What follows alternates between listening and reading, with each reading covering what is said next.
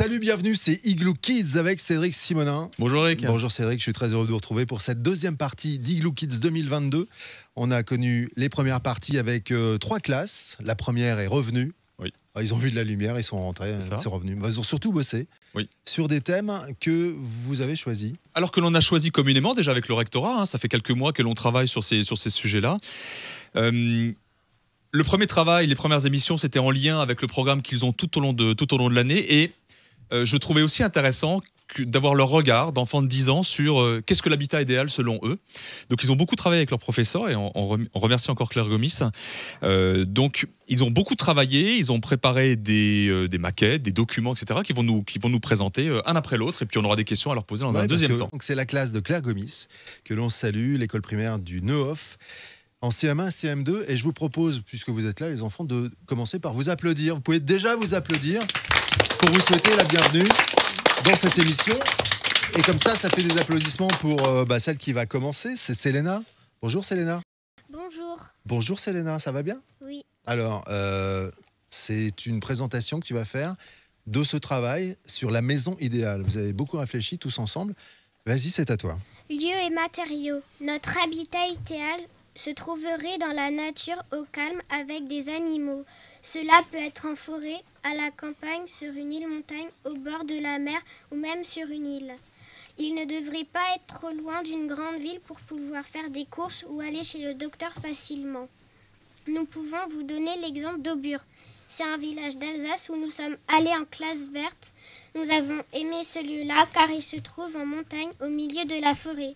C'est très calme et les paysages sont beaux, mais ce n'est pas trop loin de Strasbourg.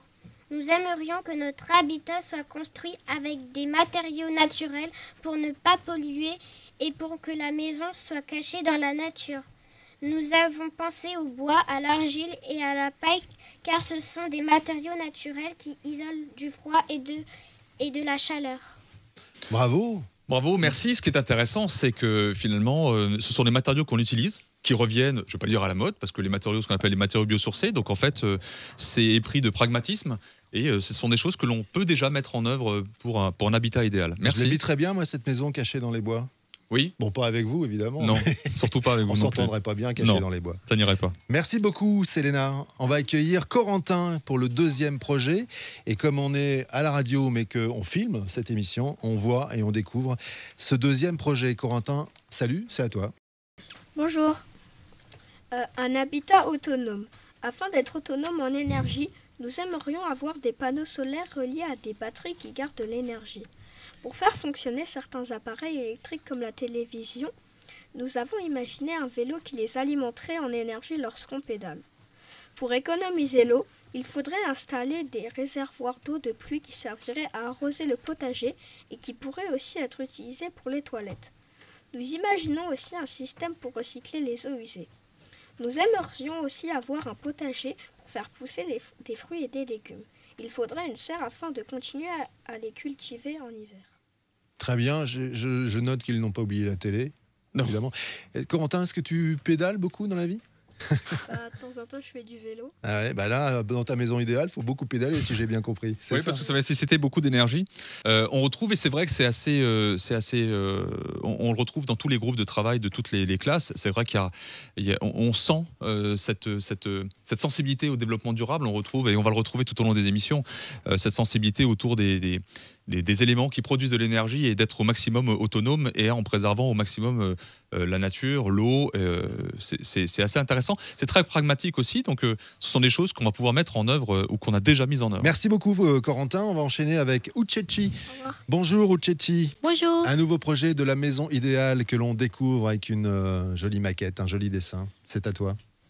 Le confort. La chambre doit être grande avec un lit secret, une télévision, un mini-frigo, un bureau double face, un grand miroir et un dressing pour ranger nos affaires.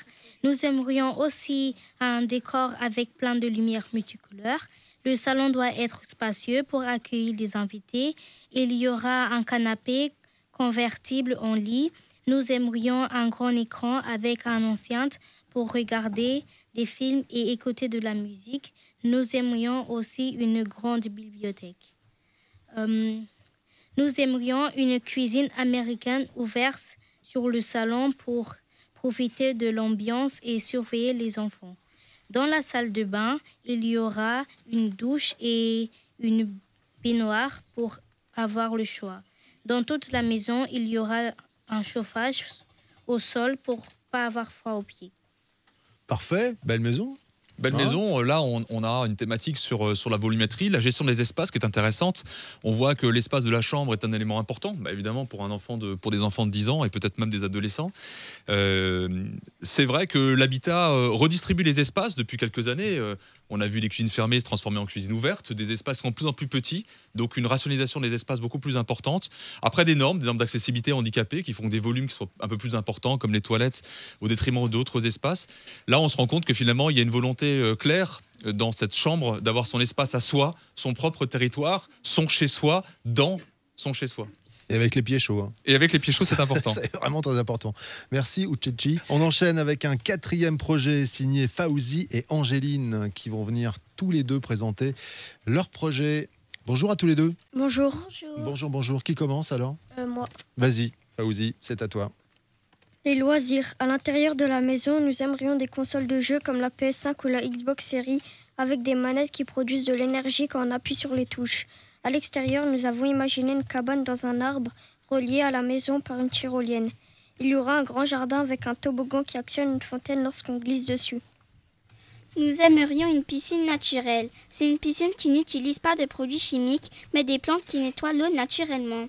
Il y aura aussi un terrain de sport avec du football et une rampe de skate qui produirait de l'énergie quand on fait du sport. Par exemple, quand on tire dans la balle ou quand on roule en roller. Nous aimerions aussi avoir des animaux. Ok, on peut joindre l'utile à l'agréable grâce à Fawzi. Oui. C'est génial l'idée de la manette. On joue à la PS3 et en même temps, on donne de l'énergie à la maison. Oui, c'est une manière de se donner bonne conscience quand on joue aux jeux vidéo. Pour expliquer aux parents que c'était bien de non, laisser mais jouer aux moi, jeux je vidéo. produis de l'énergie. C'est très habile. Je joue très pas malin. à la PS3, je produis de de l'énergie. l'énergie. Voilà, super idée. Et puis la piscine et tout. Enfin, confort quoi. Confort. On a envie d'être confort.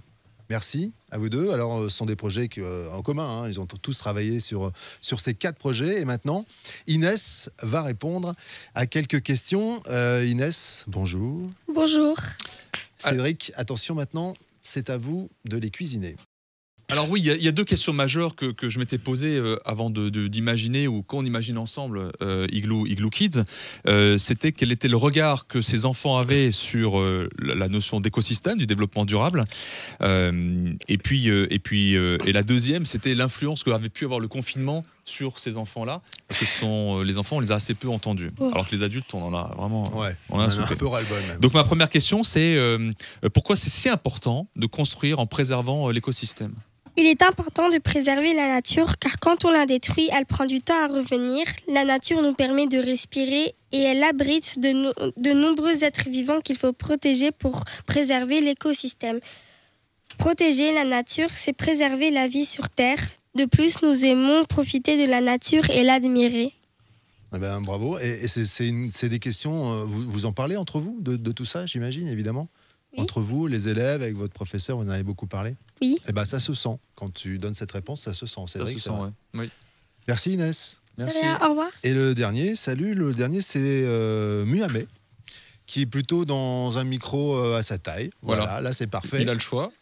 Avec une question, attention Muhammad, la question de Cédric Simonin. Alors qui est peut-être la question la plus compliquée, peut-être, je pense, pour des enfants de 10 ans à répondre, c'est la pandémie et les événements récents cette pandémie, pardon, les événements récents, je vais y arriver, ont-ils influé ou influencé ses choix ? Pendant la pandémie, la nature était calme. Pendant le confinement, on se sentait enfermé. On avait très envie d'être dans la nature. On s'est rendu compte des inégalités face au logement et le besoin d'avoir un habitat confortable. Voilà. Merci. Parfait. J'ai presque dit, tout est dit. Et avant, juste, ça me permet de faire la transition avant d'entendre Claire Gomis par rapport au travail qui a été effectué. C'est intéressant parce que finalement, on a vu qu'après le Covid, le marché de l'immobilier a eu une vraie mutation et même une petite explosion qui sont liées à ce que vient de dire Muhammad, c'est-à-dire ce besoin d'extérieur et de se rendre compte que finalement, le logement dans lequel on était n'était pas forcément adapté à ce qu'on imaginait. Oui, parce que Claire Gomis, soyez la bienvenue. Bonjour. Vous nous confirmez bien que ce que les enfants ont dit, les questions auxquelles ils ont répondu, c'est vraiment des questions qui sont très importantes pour eux. Oui, c'est vrai que c'est un sujet qui revient beaucoup. Ils sont très touchés par la question de l'environnement, par la question aussi du chez eux, de comment, dans leur quartier, comment les choses s'organisent. Et du coup, ça leur a permis de bien travailler sur ce sujet. Alors c'est vrai que c'est un projet qui a été lancé il y a 1 an. J'ai dû convaincre le rectorat. Ça n'a pas été facile au départ. Et ensuite, comme je l'ai déjà dit lors d'une interview, j'ai beaucoup appris. Parce que finalement, j'avais une idée particulière de ce que je voulais faire de Igloo Kids. Et on a co-construit ensemble cette émission. J'aurais pas imaginé qu'on puisse le faire comme ça. Et je trouve que le résultat est bien meilleur que ce que j'aurais imaginé. Donc je remercie déjà le rectorat. Et puis je remercie les professeurs parce qu'il y en a beaucoup qui ont dit non. Et puis il y en a quelques-uns qui ont dit oui, qui ont cru à ce projet, qui se sont dit pour les enfants. Parce que finalement, les professeurs l'ont fait d'abord pour les enfants. Ça donnait du travail supplémentaire, c'était du temps supplémentaire. Ils l'ont fait vraiment pour les enfants. Donc déjà, à ce titre-là, les enfants peuvent remercier leurs professeurs. Moi, ma première question, c'est qu'est-ce qui a suscité cet intérêt par rapport à ce projet au départ ? Alors déjà, moi, j'ai été attirée par le thème de l'habitat idéal parce que c'est un thème qui suscite beaucoup l'intérêt des enfants et qui va faire fonctionner en fait leur imaginaire tout en travaillant des compétences plus scolaires comme les sciences, l'éducation au développement durable, etc. Donc c'était intéressant de ce point de vue-là. Et après, j'ai été très intéressée par la finalité en fait, du projet. C'est vrai que le fait de faire un enregistrement en studio, c'est une expérience inédite, je pense, pour les élèves. Et en plus, ça leur fait découvrir le monde du média auquel ils sont parfois un peu éloignés. Donc, y avait un vrai intérêt pédagogique pour vous tout au long de l'année ? Oui, parce que d'une part, ça m'a permis en fait de travailler notre programme de sciences autrement. On a travaillé autour de l'eau, autour de l'énergie, autour de l'environnement, de l'écosystème, etc. Donc ça nous a permis d'avoir une finalité concrète en fait aux apprentissages qu'on a eus pendant l'année. Au début, j'avais initié 9 thèmes qui tournaient autour de l'habitat, les déchets, l'eau, l'énergie, etc., etc. Vous en avez choisi quelques-uns. Comment vous avez fait ce choix ? Seul, avec les enfants ? Comment ça s'est passé ? Alors au niveau du thème, c'est moi qui les ai choisis par rapport à la programmation en fait que je m'étais un petit peu faite de ce qu'on allait travailler en sciences. Donc l'énergie et l'eau, c'est des thèmes que j'avais prévu de travailler. Donc ça a rejoint et ça a permis de les travailler autrement. Et puis après, les enfants, ils ont plutôt, eux, donné leur avis par rapport à l'organisation de l'enregistrement. Donc, par exemple, pour les prises de parole, c'est eux qui ont choisi. Ils ont voulu faire du tirage au sort. Et moi, j'ai trouvé ça très intéressant parce que finalement, ça a permis à des élèves qui parfois sont plus timides ou moins à l'aise à l'oral d'avoir cette opportunité-là. C'est une formidable expérience. Oui. Que vous avez envie de renouveler, du coup ? Ah, tout à fait.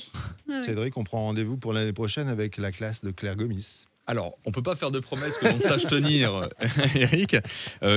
Déjà, c'est le rectorat qui décide, parce qu'il y a eu ce travail-là. C'était un essai, ils m'ont fait confiance, ils nous ont fait confiance. Maintenant, à voir s'ils veulent continuer. Si on continue, on fera peut-être différemment, avec d'autres élèves, etc., peut-être plus âgés, on verra.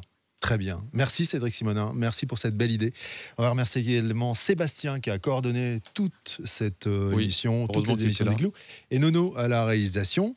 Merci à vous les enfants, si vous vous mettez derrière votre professeur, c'est formidable, au moment où vous pouvez vous applaudir tous. Bravo et à très bientôt pour Igloo Kids sur topmusic.fr.